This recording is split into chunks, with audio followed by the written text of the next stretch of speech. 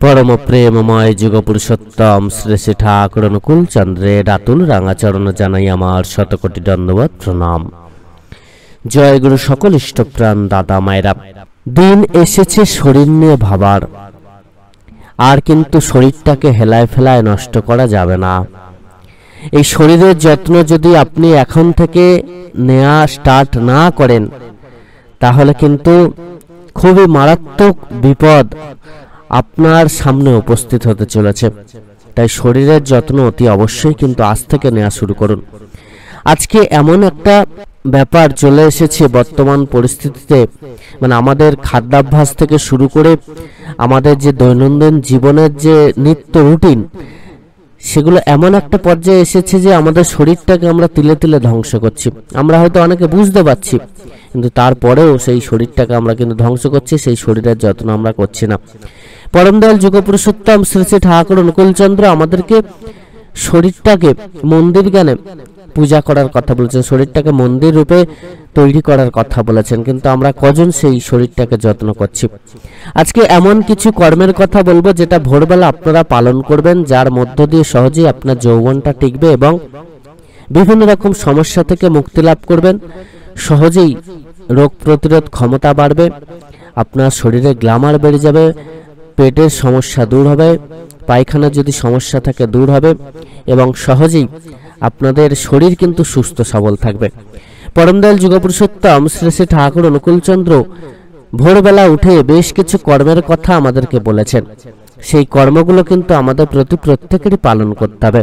আমরা যারা health conscious, শরীর নিয়ে যারা ভাবি বা চিন্তা করি, যারা শরীরের একটু হলেও যত্ন নেই, তাদের শরীর কিন্তু ভালো থাকে। কিন্তু যারা প্রত্যেক দিন কাজ করছি, ইনকাম করছি, নিত্য কাজে যাচ্ছি, কাজ থেকে ফিরছি, সমস্ত কাজ হচ্ছে, কিন্তু শরীরের জন্য আমরা 15 মিনিট সময় দিতে পারছি না, আর যেটা আমাদের জীবনটাকে প্রচন্ড শেষ করে দিচ্ছে। তারপরে এক সময় এমন একটা সময় আসছে যখন আমরা বুঝতে পারছি, যখন কষ্ট শুরু হয়ে যাচ্ছে, জ্বালা যন্ত্রণা শুরু হয়ে যাচ্ছে, তখন আর কিছু করার থাকছে না। তাই আগে থেকে এখনই কিন্তু আমাদের ঘুম থেকে জেগে উঠতে হবে। সবার প্রথম যে কর্মটা আমাদের প্রত্যেকেরই পালন করতে হবে সেটা হচ্ছে প্রত্যেক দিন অতি প্রত্যুষে ঘুম থেকে ওঠাটা অভ্যাস করতে হবে। আমরা অনেকেই আছি যারা প্রত্যুষে ভোরবেলা ঘুম থেকে উঠতে পারি না বা ওঠার চেষ্টা করি না বা উঠি না। যারা এমনটা করেন তাদের কিন্তু বারবার করে বলছি, আপনারা নিত্য অন্তত ভোরবেলা করে ঘুম থেকে ওঠার চেষ্টা করুন, এতে করে শরীরটা অনেক সুস্থ থাকবে। এই ভোরবেলা উঠে একটু চলাফেরা করা, ভোরবেলা উঠে সবার প্রথম যে আপনি নাম জপ করছেন, এই নাম জপের যে কি গুণ, শুদ্ধ অক্সিজেন আপনি যে লাভ করছেন এবং সেই শুদ্ধ পরিবেশ, শান্ত পরিবেশ, সিদ্ধ পরিবেশে আপনারা ভগবানকে স্মরণ করছেন, ভগবানের নাম জপ করছেন, এই যে মহাশক্তি আপনি লাভ করছেন, এই শক্তির সাথে কোনো শক্তির কিন্তু তুলনা হবে না। দিনের বেলা হয়তো আপনি অনেক নাম করছেন, কিন্তু এই যে ভোরবেলা নাম জপের যে মাহাত্ম্য, এর কিন্তু বিশেষ গুরুত্ব রয়েছে। ব্রহ্ম মুহূর্তে ঘুম থেকে উঠে নাম জপ করা, ভগবানকে স্মরণ করা, ভগবানের পাদপদ্মে নিজেদেরকে অর্পণ করা, এটা কিন্তু বিশেষ মাহাত্ম্য বহন করে। আমাদের শরীরটাকে কিন্তু বহু রোগ থেকে মুক্তি ঘটায় এই নাম জপ। এই নাম জপ নিত্য পালনের মধ্য দিয়ে যে কম্পনের সৃষ্টি হয়, যে তরঙ্গের সৃষ্টি হয়, সেই তরঙ্গ বহু রোগ থেকে আমাদের মুক্তি দেয়, বহু ব্যাকটেরিয়াকে ধ্বংস করে, জীবাণুকে ধ্বংস করে। এর মধ্যে দিয়ে আমাদের শরীর সুস্থ থাকে, মস্তিষ্ক কোষগুলো উত্তেজিত হয়, মস্তিষ্ক আরো বেশি শক্তিশালী হয়, ব্রেন খুলে, আমাদের স্মৃতিশক্তি বাড়ে, বহু রোগ থেকে আমরা মুক্তি লাভ করি। এছাড়া আমাদের এমন কিছু শক্তি লাভ হয় যার মধ্য দিয়ে সহজে আমরা ভালো থাকতে পারি। তাই নাম জপটা কিন্তু আমাদের প্রত্যেকেরই পালন করতে হবে। তিনি আমাদেরকে নিত্য সকালবেলায় ঘুম থেকে উঠেই নাম জপ করার পর ইষ্টভৃতি পালনের কথা বলেছেন। তা মহাপুণ্যের কাজ। সকালবেলায় যে ভগবানের উদ্দেশ্যে কিছু দিচ্ছেন, এর জন্য পুরো দিনটা আপনার যেমন ভালো যাবে, মন ভালো থাকবে, আপনার শরীরও ভালো থাকবে, মহাপুণ্য আপনি সহজে লাভ করতে পারবেন। এবং প্রার্থনা করার কথা তিনি বলেছেন। এই প্রার্থনা করার মধ্য দিয়ে কিন্তু সহজেই আমরা বিভিন্ন রকম সমস্যা থেকে মুক্তি লাভ করতে পারি। ভগবানের কৃপা লাভ করে তাঁর দয়ায় বহু সমস্যা আমরা কিন্তু দূর করতে পারি। তাই প্রার্থনা অতি অবশ্যই আমাদের পালন করতে হবে। তিনি সকালবেলা এই যে ব্রহ্ম মুহূর্তে ঘুম থেকে উঠে এই কর্মগুলো করার পর একটু হাঁটাচলা করার কথা বলেছেন। যদি বাইরে না হাঁটতে যেতে পারেন, অন্তত ছাদে বা আপনার বাড়ির সামনে একটু হাঁটুন। ওই যে সূর্যের স্নিগ্ধ আলো, যেটা লাল আভা, যখন সূর্য ওঠে তখন যে লাল আভাটা বার হয়, ওই লাল আভাটা তিনি গায়ে মাখার কথা বলেছেন। অর্থাৎ ওই সময়টা তিনি একটু হাঁটাচলা করার কথা বলেছেন। ওই সময়ের যে আলো সেটাকে শরীরে মাখার কথা বলেছেন।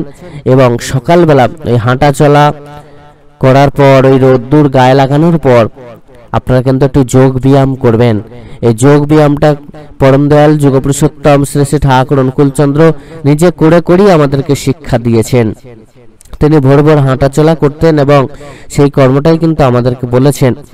আর দূরের দিকে একটু তাকিয়ে দেখার চেষ্টা করুন, সবুজ দেখার চেষ্টা করুন, গাছপালা দেখার চেষ্টা করবেন।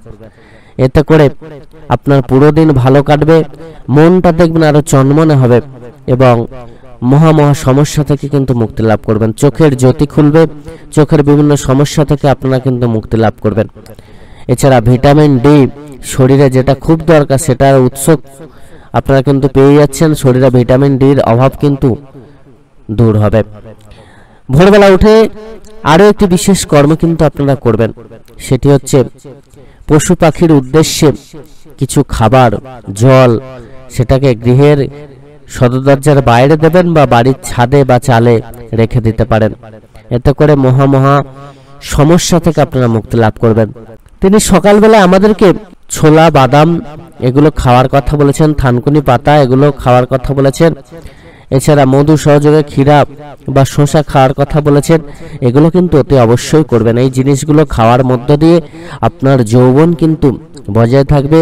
এই যে ভোরবেলা উঠে আপনি হাঁটাচলা করছেন, ব্যায়াম করছেন, এগুলোতে আপনার শরীর সুস্থ সবল থাকবে, আপনার শরীরের শক্তি কিন্তু বজায় থাকবে। তাই এই কাজগুলো কিন্তু আমাদের অতি অবশ্যই প্রত্যেকেরই পালন করতে হবে। এছাড়া ভোরবেলা উঠে আপনারা কিন্তু যারা স্নান করেন, স্নান করার অভ্যাস যাদের আছে, তাদের কিন্তু শরীর আরো বেশি সুস্থ থাকে।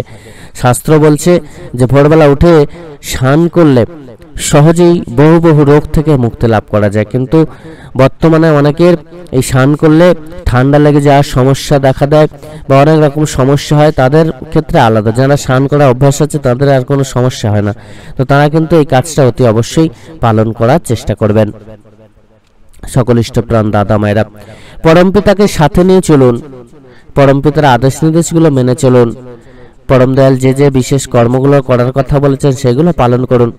এই যে সকালবেলা বিভিন্ন জিনিস খাওয়ার কথা তিনি বলেছেন, ছোলা, অঙ্কুরিত ছোলা, বাদাম, আখের গুড় সহযোগে সকালবেলা তিনি যে থানকুনি পাতা, জল খাওয়ার কথা বলেছেন, তিনি যে আমাদেরকে নিত্য এই সর্ষে এবং মধু খাওয়ার কথা বলেছেন, এছাড়া তিল বাটা রোজ খাওয়ার কথা বলেছেন, এগুলো কিন্তু আমাদের অতি অবশ্যই গ্রহণ করতে হবে এবং তার বলাই ছোট্ট যে বিধানগুলো সেগুলো কিন্তু প্রত্যেকেরই আমাদের মেনে চলতে হবে।